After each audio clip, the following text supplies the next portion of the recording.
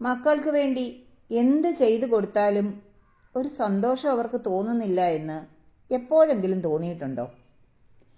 നിങ്ങളുടെ കുട്ടികൾക്ക് പഴയതുപോലെ എക്സൈറ്റ്മെൻ്റ് ഇല്ലേ? കഴിഞ്ഞ ക്രിസ്മസ് അവധിക്കാലത്ത് എൻ്റെ സുഹൃത്തിന് പറ്റിയ ഒരു അബദ്ധം ഞാൻ പറയാം.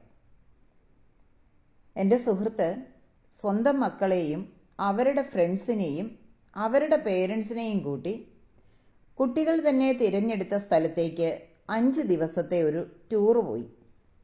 ഉദ്ദേശം ഒന്ന് മാത്രമേ ഉണ്ടായിരുന്നുള്ളൂ, എല്ലാ മാതാപിതാക്കൾക്കും മക്കൾ സന്തോഷിക്കട്ടെ. ആദ്യ ദിവസം അതിമനോഹരമായിരുന്നു. ചിരി, ഫോട്ടോ, ഓട്ടം, കളി. നല്ലൊരു തീരുമാനം തന്നെയായിരുന്നു എന്ന സന്തോഷത്തിലായിരുന്നു എല്ലാ പേരൻസും. പക്ഷേ 2ാം ദിവസം ഒരു ചെറിയ മാറ്റം. കുട്ടികളുടെ ആവേശം കുറഞ്ഞു. സുന്ദരമായ സ്ഥലങ്ങളിലും അവർ ഫോൺ എടുത്തു തുടങ്ങി.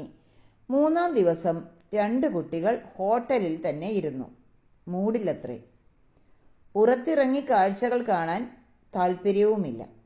ഇത് കണ്ടപ്പോൾ എൻ്റെ സുഹൃത്തിൻ്റെ ഉള്ളിൽ ഒരു വേദന തോന്നി തുടങ്ങി. അവൾ യാത്ര പ്ലാൻ ചെയ്തത് കാഴ്ചകൾ കാണിക്കാനല്ല, മക്കളുടെ മുഖത്ത് സന്തോഷമുള്ളത് കാണാനായിരുന്നു. അവസാന ദിവസം പേരൻസ് തമ്മിൽ സംസാരിച്ചപ്പോൾ എല്ലാവർക്കും പറയാനുണ്ടായിരുന്നത് ഒരേ വേദനയായിരുന്നു. എന്ത് കൊടുത്താലും മക്കൾക്ക് പഴയ പോലെ സന്തോഷം വരുന്നില്ല. എന്തിനോടും ഒരു താല്പര്യക്കുറവ്, ഒരു ആവേശക്കുറവ്. അപ്പോൾ എൻ്റെ സുഹൃത്ത് നെഞ്ചത്ത് കൈവച്ച് പറഞ്ഞു, ഞാൻ മക്കളെ സന്തോഷിപ്പിക്കാൻ ശ്രമിക്കുന്നത് നിർത്തി. ആ വാക്കിൻ്റെ ഉള്ളിൽ ഒരു വലിയ തിരിച്ചറിവുണ്ടായിരുന്നു.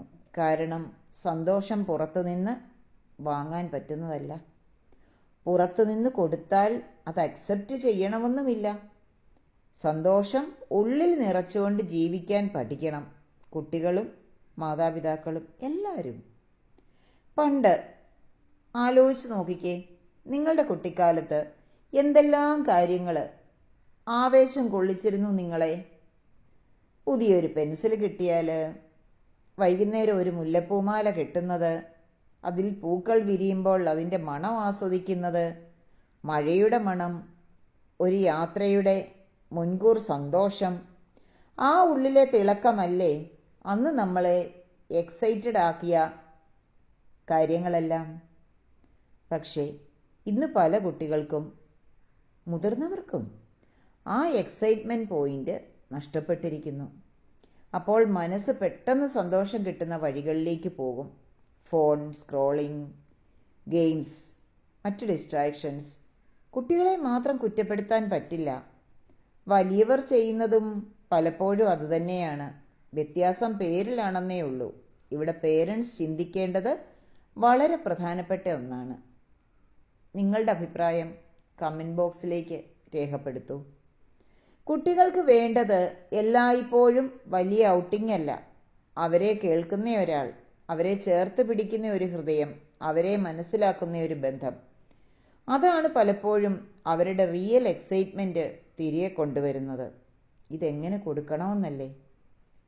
അത് കൊടുക്കാനുള്ള മാർഗങ്ങളും നമ്മൾ ഇനിയും പഠിക്കേണ്ടിയിരിക്കുന്നു. കാരണം കാലം മാറുകയാണ്, കുഞ്ഞുങ്ങളുടെ ജനറേഷൻ മാറുകയാണ്. ഒരു ഗിഫ്റ്റിനേക്കാൾ ചിലപ്പോൾ വലുത് ഒന്ന് കെട്ടിപ്പിടിക്കുന്നതായാലോ, ഒരു ടൂറിനേക്കാൾ വലുത് ഒരു 20 മിനിറ്റ് അച്ഛനും അമ്മയും മക്കളും കൂടി ഒന്നിച്ചിരിക്കുന്നതായാലോ, ഒന്ന് മണ്ഡല വരയ്ക്കുന്നതായാലോ. ഓർത്തു നോക്കൂ, ഹാപ്പി മൊമെൻറ്റ്സ് പുഞ്ചിരി നൽകും. ഇമോഷണൽ സേഫ്റ്റി ജീവിതത്തോടുള്ള ആവേശം വർദ്ധിപ്പിക്കും. കുട്ടികൾക്ക് എക്സൈറ്റ്മെൻറ്റ് കുറയുന്നത് യാത്രകളില്ലാത്തത് കൊണ്ടല്ല, ഉള്ളിൽ ജീവിക്കാൻ പ്രേരിപ്പിക്കുന്ന ബന്ധങ്ങൾ കുറയുന്നത് കൊണ്ടുമാവാം.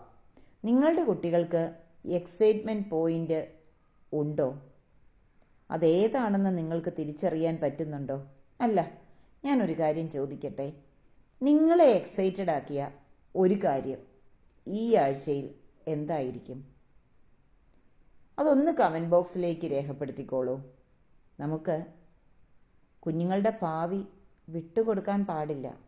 അവരെ സന്തോഷിപ്പിച്ച് നമുക്കും സന്തോഷത്തോടെ നമ്മുടെ ലെറ്റ്യൂഡിൻ്റെ ഫാമിലി ഹാപ്പിനെസ് ജേർണി തുടരേണ്ടതല്ലേ? കമൻ്റ് എഴുതൂ, നിങ്ങളുടെ അഭിപ്രായങ്ങൾ എഴുതൂ. എന്താണെന്ന് വെച്ചാൽ ചെയ്യേണ്ടത് നമുക്ക് ചെയ്യാം. നമുക്കൊന്നിച്ച് മുന്നോട്ട് പോകാം. Thank you all. നാളെ മറ്റൊരു വിഷയവുമായി എത്തുന്നതിന് മുൻപ് എനിക്ക് നിങ്ങളോട് ഒരേ ഒരു കാര്യമേ പറയാനുള്ളൂ. ഇന്ന് നിങ്ങൾ രാത്രിയിൽ കിടക്കുമ്പോൾ ലെറ്റ്യൂഡിൻ്റെ മൈൻഡ് ട്യൂണിംഗ് പ്രോഗ്രാമിൻ്റെ ഭാഗമായി നിങ്ങൾ ചെയ്യേണ്ടത്, നിങ്ങളെ ഇന്ന് സന്തോഷിപ്പിച്ച, നിങ്ങൾക്ക് എക്സൈറ്റ്മെൻറ്റ് തന്ന ആ ഒരു നിമിഷത്തെ ഉള്ളിൽ ഹൃദയത്തിൽ ചേർത്ത് പിടിച്ചുകൊണ്ട് ആവർത്തിച്ച് നന്ദി പറഞ്ഞുകൊണ്ട് കിടന്നുറങ്ങുക. Thank you all.